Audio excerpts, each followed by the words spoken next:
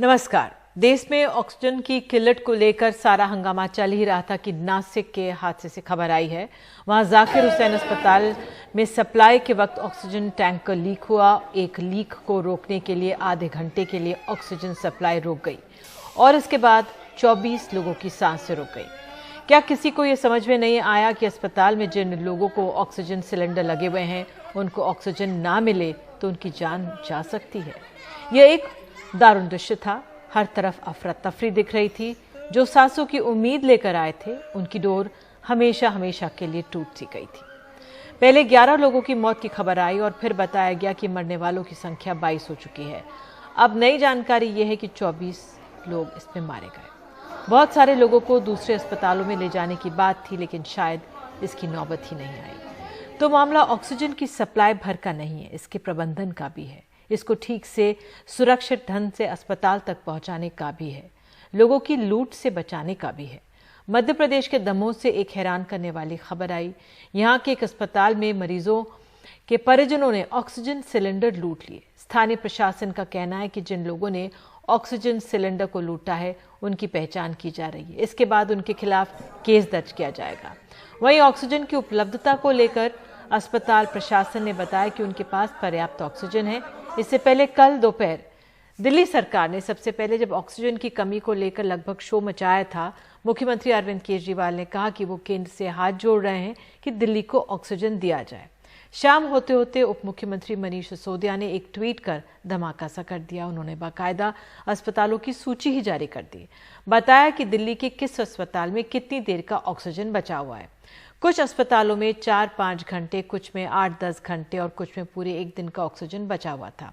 रात होते होते स्वास्थ्य मंत्री सत्येंद्र जैन ने यह आरोप लगा दिया कि गाजियाबाद के ऑक्सीजन प्लांट से ऑक्सीजन दिल्ली आने से रोका जा रहा है। इसके बाद से लगातार ऑक्सीजन की कमी को लेकर राज्यों के बीच कवायद और तनातनी जारी रही। हरियाणा की सरकार ने दिल्ली सरकार पर टैंकर लूटने का भी आरोप लगा दिया। तो आज दिन भर कई अस्पतालों से भी ऑक्सीजन की किल्लत की खबरें आती रहीं। लगभग ऑक्सीजन इमरजेंसी जैसे हालात नजर आए। होली फैमिली अस्पताल ने कहा कि उसके पास बस कल दोपहर तक का ऑक्सीजन है, जबकि सेंट स्टीफेंस अस्पताल ने बताया कि उसके पास बस 2-3 घंटे का ऑक्सीजन है। शुक्र है कि वहां ऑक्सीजन अब पहुंच गया है। कुछ दूसरे अस्पतालों में भी पहुंच रहा है, लेकिन अब भी हालात बिल्कुल काबू में है ये नहीं कहा जा सकता। शाम 7 बजे तक हमारे पास जो रिपोर्ट थी उसके अनुसार अपोलो अस्पताल में 10 से 12 घंटे की ऑक्सीजन बची है। 350 से ज्यादा मरीज ऑक्सीजन सपोर्ट पर हैं। होली फैमिली अस्पताल में ऑक्सीजन की कमी है। अस्पताल के मुताबिक कल दिन तक की ही ऑक्सीजन बची है। मैक्स पटपटगंज में भी 2 से 3 घंटे की ऑक्सीजन बची है। मेट्रो अस्पताल भी ऑक्सीजन की कमी से जूझ रहा है और मदद के लिए दिल्ली सरकार से गुहार लगाई है। ग्रेटर नोएडा के शारदा अस्पताल में भी 1 घंटे की ऑक्सीजन बची है। वहां 150 मरीज ऑक्सीजन सपोर्ट पर हैं। उम्मीद करें कि इस वक्त हम जब आपसे खबर ये साझा कर रहे हैं तब कुछ ऑक्सीजन टैंकर या ट्रक अस्पतालों में पहुंच रहे होंगे। लेकिन दिल्ली में ऑक्सीजन की इस किल्लत की वजह से अस्पताल भी आपस में उलझे हुए हैं। मैक्स अस्पताल ने शिकायत की कि उसका ऑक्सीजन टैंकर आधी रात को एम्स भिजवा दिया गया। दरअसल ऑक्सीजन की कमी की ये शिकायत इस कोविड काल में हर कोई कर रहा, हर तरफ से आ रही है। गाजियाबाद के मोदी नगर में आइनेक्स ऑक्सीजन प्लांट है, जहां से कई राज्यों को मेडिकल ऑक्सीजन की सप्लाई होती है। वहां 2-2 दिन से राज्यों के ट्रक खड़े हैं। यही नहीं, अब यूपी इस बात की शिकायत कर रहा है कि दिल्ली को उसके हिस्से की ऑक्सीजन दे दी गई है, जिसकी वजह से उसके अस्पतालों में ऑक्सीजन की कमी हो गई है। आज इस प्लांट पर दिन भर हमारे सहयोगी सौरभ शुक्ला मौजूद थे। वो देख रहे थे कि वहां क्या क्या हो रहा है। तो देखते हैं पहले सौरभ की रिपोर्ट। ये गाजियाबाद का आइनॉक्स ऑक्सीजन प्लांट है। यहीं से दिल्ली और उत्तर प्रदेश के ज्यादातर अस्पतालों को ऑक्सीजन की सप्लाई होती है। प्लांट के बाहर खाली ऑक्सीजन ट्रकों की लंबी कतार है। भोपाल से आया ये सरकारी ऑक्सीजन ट्रक 2 दिन से अपनी बारी का इंतजार कर रहा है। आप कहाँ से आए हैं? भोपाल इनॉक्स। भोपाल से कब से खड़े हो यहाँ पर अपना ट्रक लेकर? कल से। कहाँ ट्रक आपका? ये ये ट्रक है आपका जी। तो कल से खड़े, आपका नंबर नहीं आया? नहीं, अभी बुला नहीं रहे आपको? नहीं बुला रहे हैं। तो आपको लगता है कि अगर आपको नहीं लेके पहुंचे ट्रक में तो ऑक्सीजन की प्रॉब्लम हो सकती है? वहाँ भोपाल में पूरा ऑक्सीजन का प्रॉब्लम है। दिल्ली के अस्पतालों को ऑक्सीजन पहुंचाने वाले ट्रक भी यहां मंगलवार से खड़े हैं। कब से खड़े हैं यहाँ पर? कल से। कल से? कहाँ से आए आप? दिल्ली से। दिल्ली से कौन से हॉस्पिटल को सप्लाई करते हैं? कोई पता नहीं है जी। सरकार की तरफ से आए हैं। तो कितने कल से इंतजार कर रहे हैं? नंबर नहीं आया आपका? नहीं आने वाला होगा। हाँ, अभी नहीं है। कौन सा अस्पताल लेके जाएंगे ये? अब पता नहीं सर, हमें नहीं मालूम जो रहता। ऊपर से बताया जाएगा तब। मंगलवार दोपहर से ही दिल्ली सरकार, मुख्यमंत्री, उप मुख्यमंत्री, स्वास्थ्य मंत्री ने अस्पतालों में ऑक्सीजन की कमी का मसला उठाया। यहां तक कि आरोप लगाया कि आईनॉक्स ऑक्सीजन प्लांट से यूपी के अधिकारी दिल्ली ऑक्सीजन नहीं आने दे रहे। केंद्रीय मंत्री पीयूष गोयल से शिकायत की। इसके बाद ऐन मौके पर ऑक्सीजन ट्रक पहुंचे और अस्पतालों, मरीजों को कुछ राहत मिली। मगर आईनॉक्स ऑक्सीजन प्लांट से दिल्ली को दी गई ऑक्सीजन से उत्तर प्रदेश सरकार खफा है। यूपी सरकार के सूत्रों की माने तो दिल्ली को ज्यादा ऑक्सीजन सप्लाई से यूपी के तमाम अस्पतालों में ऑक्सीजन की कमी हो गई है। आईनॉक्स ऑक्सीजन प्लांट का नियंत्रण केंद्र सरकार के हाथ में है। योगी आदित्यनाथ ने भी केंद्रीय मंत्री पीयूष गोयल से बात की। हम फिर से भारत सरकार से रिक्वेस्ट करते हैं कि कोरोना से लड़ाई पिछले 1 साल से पूरे देश ने मिलकर लड़ी है। राज्य सरकार अपने दम पे नहीं लड़ सकती, केंद्र सरकार अपने दम पे नहीं लड़ सकती, कोई सोसाइटी, कोई इलाका, कोई कॉलोनी अपने दम पे नहीं लड़ सकती। सबको मिलके लड़ना है और अभी तक सब मिलके ही लड़े हैं। तो जिस तरह से केंद्र सरकार ने लगातार अभी तक सहयोग किया है, हम केंद्र सरकार से रिक्वेस्ट करते हैं कि दिल्ली का ऑक्सीजन का कोटा उसी भावना के साथ, जिसके साथ हमेशा सपोर्ट किया है केंद्र सरकार ने, उसी भावना के साथ दिल्ली का ऑक्सीजन का कोटा बढ़ा दिया जाए। दिल्ली और उत्तर प्रदेश के बीच ऑक्सीजन को लेकर विवाद चल ही रहा था कि हरियाणा ने दिल्ली को ऑक्सीजन देने से मना कर दिया। क्योंकि हम पर ये भी दबाव डाला जा रहा है कि हम दिल्ली को दें, अगर हमारे पास बचेगी हम देंगे, हमें कोई दिक्कत नहीं है।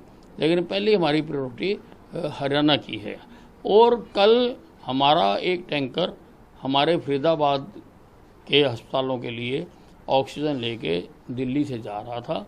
दिल्ली वालों ने, दिल्ली सरकार ने हमारे उस टैंकर को लूट लिया। हालांकि अब मैंने आदेश जारी कर दिए कि जो भी टैंकर जाएगा वो पुलिस एस्कॉर्ट के साथ जाएगा ताकि ऐसी घटना ना हो। उत्तर प्रदेश, दिल्ली और एनसीआर में सिर्फ ये एक इकलौता ऑक्सीजन प्रोडक्शन प्लांट है जहां से सबसे ज़्यादा सप्लाई हो रही है। और उत्तर प्रदेश का सिर्फ इकलौता ये 150 टन ऑक्सीजन उत्पादन करने वाला प्लांट है। अब समस्या ये है कि इसकी क्षमता उतनी है लेकिन डिमांड बढ़ गई है और अब तमाम राज्य ऑक्सीजन को लेकर के कुत्ते बिल्ली की तरह लड़ाई कर रहे हैं। सहयोगी एन रवि के साथ मोदी नगर के आईनॉक्स ऑक्सीजन प्लांट से सौरभ शुक्ला, एनडीटीवी इंडिया।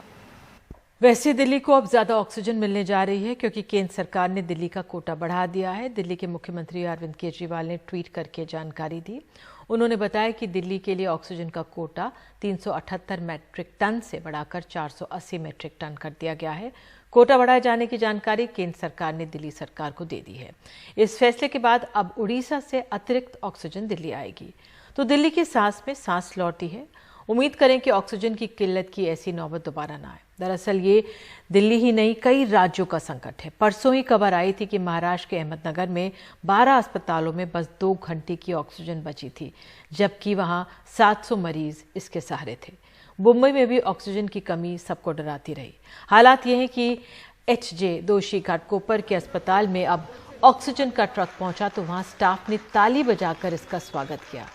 सवाल बस ऑक्सीजन की सप्लाई का नहीं है, उसको ठीक से अस्पताल तक पहुंचाने का भी है। इस बीच दिल्ली में मैक्स अस्पताल दिल्ली हाईकोर्ट पहुंचा। उसने बताया कि उसके अस्पतालों में बस 2 घंटे का ऑक्सीजन बचा है।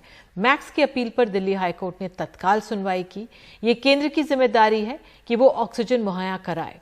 दिल्ली हाईकोर्ट ने कहा है कि उद्योगों का ऑक्सीजन अस्पतालों की ओर डाइवर्ट कीजिए। अदालत ने कहा है कि हर घंटे लोगों की जान जा रही है। सरकार ऑक्सीजन देने का कोई भी उपाय करे, चाहे एयरलिफ्ट करे या फिर अलग कॉरिडोर बनाए। दिल्ली हाईकोर्ट ने कहा है कि हम हैरान हैं कि आप जाग क्यों नहीं रहे, सरकार को इंसान की जान की फिक्र ही नहीं। तो अदालत ने आदेश दिया है कि पेट्रोलियम और स्टील प्लांट में ऑक्सीजन का इस्तेमाल फौरन बंद किया जाए। तो इस बार कोविड की दूसरी लहर में सारे जानकार बता रहे हैं कि सबको ऑक्सीजन की जरूरत पड़ रही है। आखिर इस बार कोरोना में ये कैसा बदलाव है? हमारे साथ बेहद खास मेहमान 2 मौजूद हैं। आपको बता दें, डॉक्टर सुमित रे हैं, होली फैमिली अस्पताल के मेडिकल सुपरिटेंडेंट हैं, और साथ ही डॉक्टर अरविंद कुमार जो है सीनियर पल्मोनोलॉजिस्ट हमारे साथ यहाँ पर मौजूद हैं। आपका बहुत बहुत शुक्रिया। डॉक्टर सुमित्रे, मैं पहले आपके पास आऊंगी क्योंकि आप एमएस हैं, इतने होली फैमिली अस्पताल के प्रबंधन देखते हैं और ऑक्सीजन की किल्लत की इतनी खबरें आई और आपके अस्पताल से भी, वहाँ पे आज क्या स्थिति है इस समय? मैं सिर्फ मेडिकल सुपरिटेंडेंट नहीं हूँ, मैं होली फैमिली का क्रिटिकल केयर मेडिसिन का भी डिपार्टमेंट का हेड हूँ, तो आईसीयू भी देखता हूँ, तो सारे क्रिटिकली इल कोविड पेशेंट्स हमारे अंडर ही हैं। तो ऐसा है कि पिछले कुछ दिनों से हमारा जो ऑक्सीजन का कंजम्पशन है करीब 8 से 10 गुना बढ़ गया है, 8 to 10 टाइम्स। जो हम हफ्ते में एक बार अपना टैंक भरते थे लिक्विड मेडिकल ऑक्सीजन का, वो अब हर 20 से 24 घंटे में भरना पड़ रहा था। तो हम इसको प्लान करके कर रहे थे और दिल्ली गवर्नमेंट का सपोर्ट था, कोऑर्डिनेशन था, और हमारा कंपनी है जो भरती थी वो लिंडे करके है, इसका प्लांट फरीदाबाद में है, और ऑलमोस्ट हर सुबह भरी जाती थी और एक 24 घंटे का पीरियड हमारा कवर होता था। पर आज सुबह टैंक भरने के बाद हमें दोपहर को कुछ खबर ऐसी मिली कि हरियाणा से टैंकर्स अलाउ नहीं किए जाएंगे और सप्लाई आपको नहीं आएगा। तो ऑब्वियसली हमें बहुत स्ट्रेस हुआ, एंजाइटी हुआ, क्योंकि हमारे 375 पेशेंट कोविड के हैं और उसमें से 325 वेंटिलेटर या हाई फ्लो ऑक्सीजन पे हैं। तो डिमांड्स बहुत हाई हैं और आप समझ सकते हैं कि ऑक्सीजन हमें प्लान करना पड़ेगा। 1-2 घंटे का हम सिर्फ प्लानिंग नहीं कर सकते हैं, हम एटलीस्ट 24 घंटे की प्लानिंग करनी पड़ेगी हमें, नहीं तो बहुत एंजाइटी हो जाती है, बहुत स्ट्रेस हो जाती है।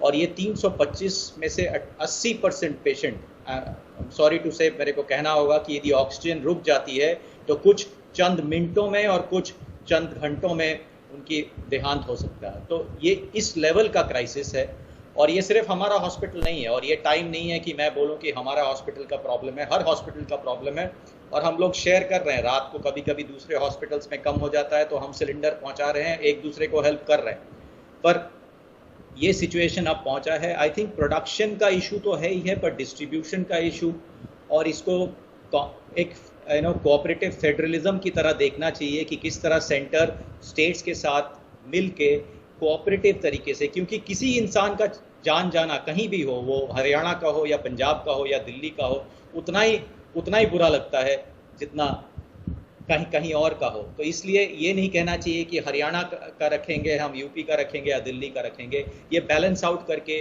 कोऑपरेशन से हमें करना चाहिए। पे आप समझिए कि हम लोग सारे नर्सेस, डॉक्टर्स, हम लोग इतने स्ट्रेस में हैं कि जैसे आपने देखा वीडियो वो कि लोग ताली बजा के अप्रिशिएट कर रहे हैं जब सिलेंडर आया। हमारा भी यह हाल होने वाला है कल, यदि हमारा जो टैंक फुल करने के लिए 11 बजे तक नहीं आते हैं तो द लेवल ऑफ एंजाइटी और स्ट्रेस हमें जो है अभी रात भर रहेगी, वो मैं बयान नहीं कर सकता, मैं क्या बताऊं। डॉक्टर सुमित, आपने जो बताया कि 24 घंटे के लिए हमें प्रिपेयर रहना पड़ेगा, यही अपने आप में काफ़ी चिंताजनक है क्योंकि एक अस्पताल को तो हफ्तों की तैयारी होती है और जिस मैग्नीट्यूड से केसेस बढ़ रहे हैं उसमें 24 घंटे तो एक बहुत ही कम विंडो होगी। तो अब आपकी क्या तैयारी है? अब क्या आप कैसे आगे बढ़ रहे हैं सिलेंडर की टैंकर की आपूर्ति के लिए? तो एक तरफ तो हमारा लिक्विड मेडिकल ऑक्सीजन का टैंक है, साथ में हमने कुछ सिलेंडर्स बैकअप के लिए रहता है, वो सिलेंडर्स भी हमने नंबर्स इंक्रीज किए हैं काफ़ी ज़्यादा तादाद में और उनको लगाया हुआ है हॉस्पिटल में। एक्चुअली क्या हुआ कि हमारा जो हॉस्पिटल है 275 कोविड पेशेंट्स के लिए वो किया गया था गवर्नमेंट से, अब वो 375 हो गया। हमें स्ट्रेच करना पड़ा क्योंकि बहुत पेशेंट्स हैं। जब ये हुआ तो हमारा जो सेंट्रलाइज्ड ऑक्सीजन है कि हर बेड पे जो ऑक्सीजन लगा है उसके बियॉन्ड चले गए हम, तो उसके लिए भी सिलेंडर्स हम यूज़ कर रहे हैं ऑलरेडी, उसको भी फिल करना पड़ रहा है और उसके बैकअप बढ़ाने के लिए भी और सिलेंडर्स खरीदा है और हम खरीदने को तैयार है, पर सिलेंडर्स भी मिलना मुश्किल हो गया। एक्चुअली एक इंडिविजुअल हॉस्पिटल के लिए एक सर्टेन लेवल के बियॉन्ड, आप सोचिए कि हम मोर देन 35% सीरियस पेशेंट्स बढ़ा दिए हैं हॉस्पिटल में, 35%, वो पूरा लिमिट स्ट्रेच हो गया। और ऑक्सीजन का मतलब, और एक जो लोग भूल रहे हैं कि ऑक्सीजन बेड्स का मतलब सिर्फ ऑक्सीजन नहीं होता है, उनको मॉनिटर करना होता है, उसको कंटिन्यूअस मॉनिटरिंग चाहिए, नर्सेस चाहिए, डॉक्टर्स चाहिए, इंटेंसिविस्ट चाहिए, ये स्टाफिंग भी बढ़ानी पड़ती है। हमारे सारे स्टाफ थक गए पर वो तैयार है लड़ने को, पर एटलीस्ट ये बैकअप रहे, हमें ये आता रहे कि ऑक्सीजन जरूर आता रहेगा। बाकी हम इस लड़ाई में हम पीछे नहीं हटने वाले, बिल्कुल नहीं हटने वाले। आप लोग डटे हुए हैं, बिल्कुल आप लोग डटे हुए लगातार, और उसी का भरोसा है। हमारे साथ डॉक्टर अरविंद कुमार, मैं आपसे सब समझना चाहूंगी, ये इस बार ऑक्सीजन की ऐसी क्राइसिस क्या हो गई? इस बार जो ये बीमारी कोरोना का संक्रमण है, कोरोना ये ऑक्सीजन की मांग ज्यादा कर रहा है, जरा समझाइए हमारे दर्शकों को। सर आपको सुन नहीं पा रही हूं मैं, आपने म्यूट का बटन दबाया शायद। जी निधि जी, जो बेसिक डिफरेंस पिछली बार और इस बार का है कि इस बार जो नंबर्स हैं वो पिछली बार से कहीं ज्यादा है। अगर आपको याद होगा तो लास्ट ईयर जो पीक हमारा था उसमें आई थिंक हमने कभी भी 1 लाख केस पर डे को क्रॉस नहीं किया था, वो हमारा पीक था। और इस समय पिछले 24 घंटे में हमने 3 लाख पॉजिटिव केसेस तो डिटेक्ट किए हैं। जो एक्चुअल केसेस पॉजिटिव हुए होंगे और जो हैं ऑलरेडी, उनका नंबर इससे कहीं ज्यादा है, क्योंकि हम सबको मालूम है कि इस समय आरटीपीसीआर तक कराने के लिए 1-1, 2-2, 3-3 दिन की वेटिंग लिस्ट चल रही है। कितने सारे लोग हमारे जानकारी में हैं जिनको फीवर है, जो सस्पेक्टेड कोविड हैं, लेकिन उनका आरटीपीसीआर ही नहीं हो पा रहा है क्योंकि हर जगह लंबी लंबी लाइनें लगी हैं। तो पहली वेव में और इस वेव में जो फंडामेंटल डिफरेंस है निधि जी, वो शेयर नंबर्स का है। इस बार नंबर्स इतने मैसिव हैं कि जो हेल्थ इंफ्रास्ट्रक्चर है वो पिछली फर्स्ट वेव के टाइम जो था और उसके और इसके बीच में कोई हमने उसको ऑगमेंट नहीं किया है। आई एम सॉरी टू से कि कई सारी फैसिलिटीज ऐसी थी जो फर्स्ट वेव के एंड की तरफ बनने लगी थी। जैसे दिल्ली में ही मुझे मालूम है छतरपुर मंदिर के पास 1000 बेड का हॉस्पिटल उस समय बनाया गया था, लेकिन जब तक वो बन के तैयार हुआ तब तक फर्स्ट वेव डाउन आ रही थी। मुझे नहीं लगता वो कभी ज्यादा यूज हुआ। और उसके बाद किसी ने ये एंटिसिपेट नहीं किया था कि हमको मार्च अप्रैल में इतनी मैसिव सेकेंड वेव हिट करेगी जिसमें इतने ज्यादा नंबर्स होंगे। और उसकी वजह से ये जो डिमांड, जी मैं आपकी बात समझ रही हूँ, लेकिन दुनिया भर में तो कोरोना चल ही रहा था, हमारी वेव जो थी वो नीचे आई थी। तो जैसे सरदार वल्लभ पटेल का एक इतना बड़ा 1000 बेड का या 5000 बेड का जो बना था, उसकी जो मशीन्स थी उनको बिल्कुल छोड़ दिया गया। अब संडे को, पिछले संडे से वो शुरू हुआ है, तो झाड़ू लगाते हुए और सफाई करते हुए शॉट्स आए, लेकिन क्यों इनको इग्नोर किया गया? क्या हम जो हमारे आसपास दुनिया भर में जो देशों में केसेस हो रहे थे, हमने आंखें मूंद ली थी? और हमारे देश से भी कोरोना गायब तो नहीं हुआ था। तो ये अंतर क्यों आया कि हमने बिल्कुल ही आंखें मूंद ली और जो हमारी जो भी हमने फैसिलिटीज बनाई थी वो बिल्कुल चरमरा गई? अब फिर से हम शुरू करें, लेकिन अब देर हो रही है। निधि जी, ये हम सब लोगों का कलेक्टिव फेलियर था। मैं इसमें सब लोगों को शामिल करता हूं। यूरोप, अगर आप इतिहास देखें पिछले 1.25 साल का, हमारा देश यूरोप को और यूएस को 2 महीने और 3 महीने के गैप पे फॉलो कर रहा है। आपको याद होगा पिछले मार्च अप्रैल में इटली, स्पेन, इन सब देशों में हाहाकार मचा हुआ था। हमारे यहाँ नंबर शुरू हुए थे, हम लोग चिल्ला चिल्ला के आपके टीवी पे कह रहे थे कि यही टाइम है लॉकडाउन लगाने का, और उस समय वो फैसला कर लिया गया, जो मेरे ख्याल से बहुत ही ऐतिहासिक सही फैसला था। नहीं तो पिछले साल हालात कम नंबर्स के बावजूद भी आज से बदतर होते, क्योंकि हमारी हेल्थ फैसिलिटीज पिछले साल इतनी तैयार नहीं थी। अब जो ये सेकेंड वेव यूरोप में आई थी, वो समय था जब हम सबको चेतना चाहिए था कि जो ये नया स्ट्रेन यूरोप को हिट कर रहा है और वहां इतनी तबाही मचा रहा है, ये जरूर हमारे देश में आएगा। और वो आया, और उसने महाराष्ट्र से शुरुआत की, लेकिन फिर भी लोग ये सोचते रहे कि शायद ये महाराष्ट्र तक रहेगा, शायद वहीं कहीं ना कहीं कुछ उसमें राजनीति पिक्चर में आई, कुछ भी आई, दूसरे राज्य ये सोचते रहे कि नहीं ये हमारे यहाँ नहीं होगा, और वो धीरे धीरे शुरू हुआ। उस समय भी लोग नहीं चेते। सारे डॉक्टर्स आप लोगों की टीवी चैनल्स पे बार बार ये कह रहे थे कि हमें कोविड एप्रोप्रिएट बिहेवियर की जरूरत है, लेकिन पॉलिटिकल रैलीज, रिलीजियस रैलीज, बाकी सोशल सारी चीजें चलती रही। अनफॉर्चुनेटली ये वाला जो स्ट्रेन था ये कहीं ज्यादा इंफेक्शियस था और हम लोग कोविड अप्रोप्रिएट की जगह मोस्ट कोविड इनअप्रोप्रिएट बिहेवियर कर रहे थे और इस वायरस ने पूरे देश को बुरी तरह से ग्रसित कर लिया। एक फंडामेंटल डिफरेंस है, पिछले साल कई फैमिलीज में 1-2 मेंबर्स को होता था और कई लोग बाकी फैमिली के बच जाते थे। इस बार फैमिली के एक मेंबर में अगर आता है तो पूरी फैमिलीज इफेक्ट हो रही हैं और वो ज्यादा से ज्यादा संख्या में लोग सडनली अस्पतालों में जा रहे हैं। ऑक्सीजन की रिक्वायरमेंट है और इसीलिए हेल्थ फैसिलिटीज पर सडनली इतना मैसिव इफेक्ट वो लोड आ गया है कि चाहे वो रेमडेसिविर हो, चाहे वो बाकी दवाइयां हो, बेड हो, आईसीयू बेड, वेंटिलेटर और अब बेसिक लाइफ सेविंग चीज जैसे ऑक्सीजन वो भी अवेलेबल है। बट उससे ज्यादा खेद मुझे इस बात पे है कि यह एक राष्ट्रीय आपदा है और ये पूरे भारतवर्ष के ऊपर एक मुसीबत आई हुई है। ऐसे में एक राज्य ये कहे कि नहीं ये तो मेरी ऑक्सीजन है, दूसरा कहे ये मेरी ऑक्सीजन है, ये सुन के एज ए डॉक्टर मुझे बहुत दुख होता है। ये समय है जहां सबको साथ बैठना चाहिए कि चलो मेरे पास एक रोटी है, तुम्हें आधी रोटी की जरूरत है, आधी मैं खाता हूं, आधी तो। सब जानते हैं कि वो तो होगा नहीं, पानी की हमने सोचा था लड़ाई होगी लेकिन उससे पहले ऑक्सीजन की लड़ाई होगी। डॉक्टर सुमित्रा, मैं आपसे ये भी जानना चाहूंगी कि जिस तरह से आप कह रहे थे 35% ज्यादा सीरियस बाहर बढ़ गया आपके हॉस्पिटल में, इंफ्रास्ट्रक्चर का बहुत ज्यादा दबाव पड़ा है आपके पूरे अस्पतालों पर, तमाम अस्पतालों पर। उस लिहाज से अब क्या स्थिति आप आंक रहे हैं? आपको क्या सपोर्ट और चाहिए? क्योंकि आज हम ऑक्सीजन की बात कर रहे हैं, 2 दिन पहले हम वो दवाइयों की बात कर रहे थे। मार्केट से दवाइयां नहीं मिल रही थी, लोगों को एडमिशन्स नहीं मिल रहे थे, बेड्स नहीं मिल रहे थे। आज ही मेरे किसी के जानकार हैं, उनको स्ट्रेचर पर दिन भर थे, अब जाकर शाम तक कोई बेड मिला है। दवाइयां नहीं मिल पा रही है, इमरजेंसी में ले जाना मतलब ये माना जा रहा है कि एक तरह से एडमिशन हो गया। उस लिहाज से क्या रिक्वायरमेंट्स हैं आपकी इस समय?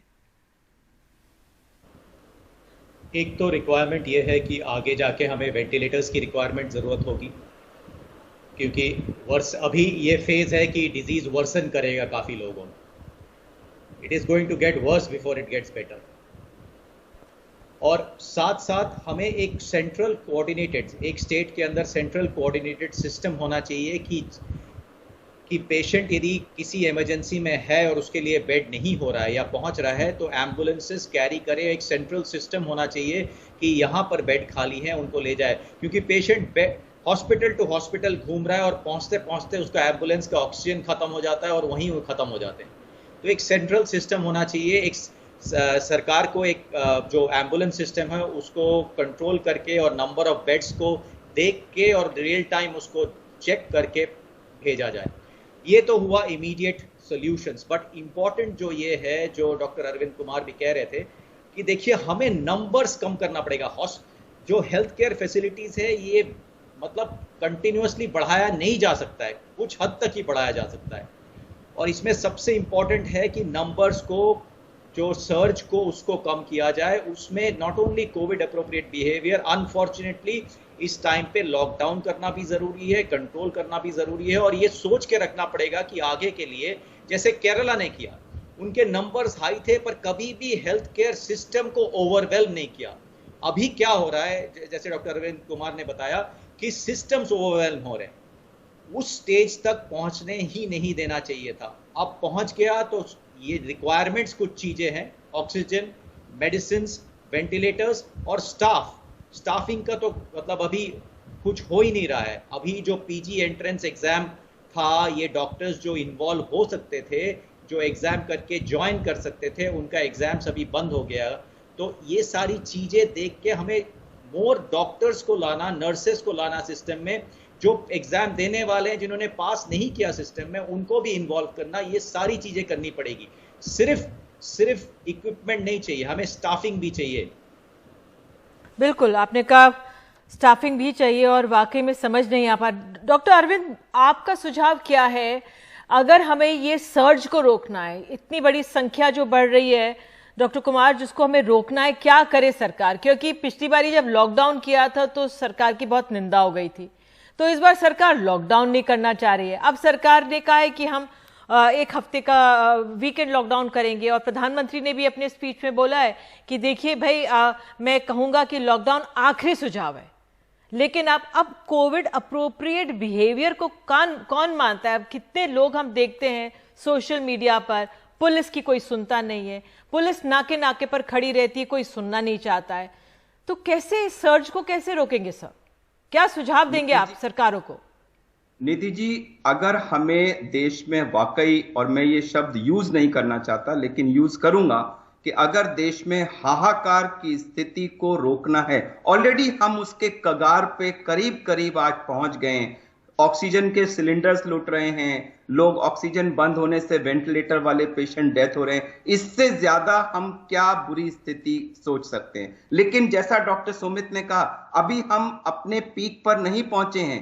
आने वाले 10 दिनों में स्थिति और खराब होगी, क्योंकि जो ये पेशेंट पिछले 15 दिनों में कन्वर्ट हुए हैं पॉजिटिव, इनमें से कुछ में सेकेंड वीक में जो साइटोकाइन स्टॉर्म और ये सब प्रॉब्लम्स आएंगी, तो हमारे सिक पेशेंट्स का नंबर अगले 2 हफ्ते में अभी और बढ़ेगा, आईसीयूज पे और लोड पड़ेगा। और इसके लिए सबसे जरूरी है कि हम नंबर्स को कट डाउन करें। डॉक्टर सुमित ने कहा कि अगर ये नंबर्स बढ़ते रहे, दुनिया का कोई सिस्टम, आप पूरे कंट्री के सारे बेड्स को कोविड कर दीजिए, फिर भी वो कम पड़ेंगे। हमें नंबर्स को रोकना है निधि जी, पूरे देश को। मैं लॉकडाउन वर्सेस नो लॉकडाउन की कंट्रोवर्सी में नहीं जाता, ऑफिशियल लॉकडाउन मत लगाइए, बट मेरी फिर विनती है देशवासियों से, अगले 10 दिन के लिए अपने अपने घरों में बंद होके बैठ जाइए। किसी ने मुझे एक हिंदी का एक लाइन भेजी थी, एकांत इज बेटर देन देहांत। मतलब सुनने में वो लगता है, लेकिन एक ये जो उसकी आत्मा को कन्वे करता है कि इस समय जरूरत हम सबकी घरों के अंदर बंद होने की है।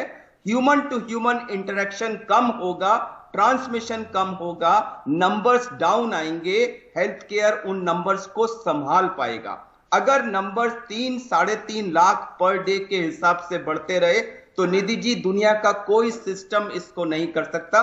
तो मेरी अपील यह है कि एक तरफ सारा प्रयास करना चाहिए, हर तरीका करके नंबर्स कम करने का। घर से बाहर मत निकलिए, निकलना है तो हर हालत में डबल मास्क लगाइए, हर दूसरे व्यक्ति को पॉजिटिव समझ के उससे दूरी रखिए।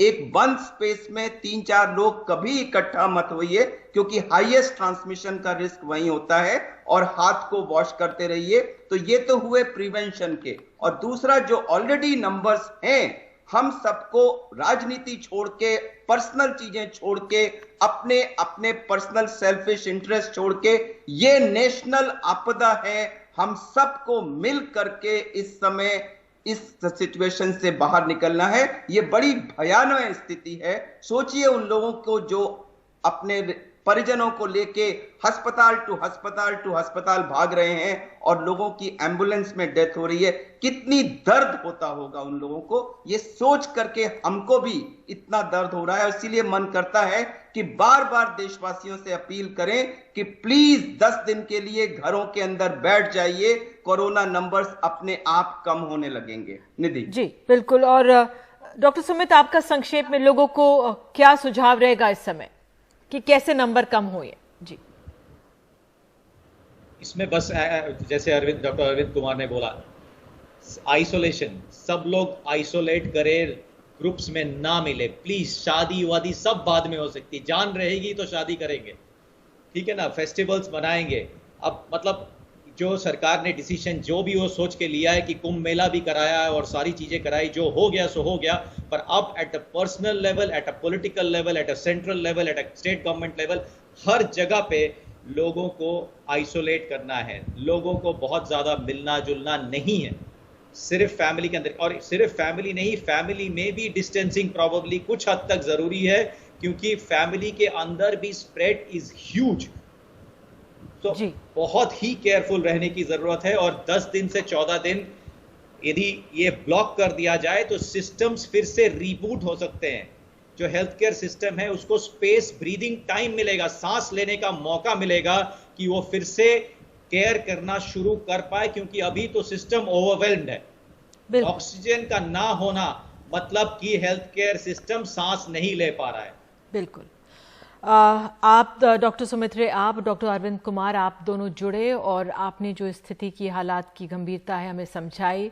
दोनों का ये भी कहना था कि अभी नंबर और बढ़ेंगे और ये संकट की घड़ी अभी और भी गंभीर और चिंताजनक होने जा रही है। इसके लिए हमें पुरजोर तरीके से तैयारी करनी है और सिर्फ ये तैयारी करनी है कि ज़्यादा ना मिले, दूरी बनाए रखें और उम्मीद यही करते हैं कि केंद्र सरकार भी जो तमाम ज़रूरतें हैं इस समय अस्पतालों की, उनकी पूर्ति करें। तो इसी के साथ फिलहाल अभी के लिए इतना ही और जाते जाते आपको बता दें, एक ब्रेक के बाद हम आपको उत्तर प्रदेश के लखनऊ ले चलेंगे। किस तरह से हम लोग इस समय में भी कालाबाजारी करते हैं ऑक्सीजन की, दवाइयों की, देखिएगा ये रिपोर्ट भी एक ब्रेक के बाद। कोरोना के मरीजों के लिए सहूलियतों के सारे दावे लखनऊ में तो खोखले दिख रहे हैं। कहीं ऑक्सीजन नहीं मिल रही है तो कहीं दवाइयां। ऑक्सीजन सिलेंडर 4 गुना दाम पर और 4000 का रेमडेसिविर इंजेक्शन 20 से 30,000 के ब्लैक हो रहा है। आम लोग करे तो क्या करें। लखनऊ के तालकटोरा इंडस्ट्रियल एरिया में अवध ऑक्सीजन प्लांट पे तीमारदार आते और लौट जाते हैं। साकेत के भाई गोंडा ज़िले में बीमार हैं, वहाँ ऑक्सीजन नहीं मिल रही है, लिहाजा दूसरे ज़िले से खाली सिलेंडर लेके लखनऊ आ गए, लेकिन यहाँ से भी खाली हाथ जा रहे हैं। तबीयत खराब है भैया की, तो वही ऑक्सीजन के लिए बोला गया, होम आइसोलेशन में है, तो मिला नहीं, तो वहाँ गोंडा से फ़ोन आया कि यहाँ चेक करो, तो यहाँ चेक किया तो यहाँ पे तो बंदी है अभी।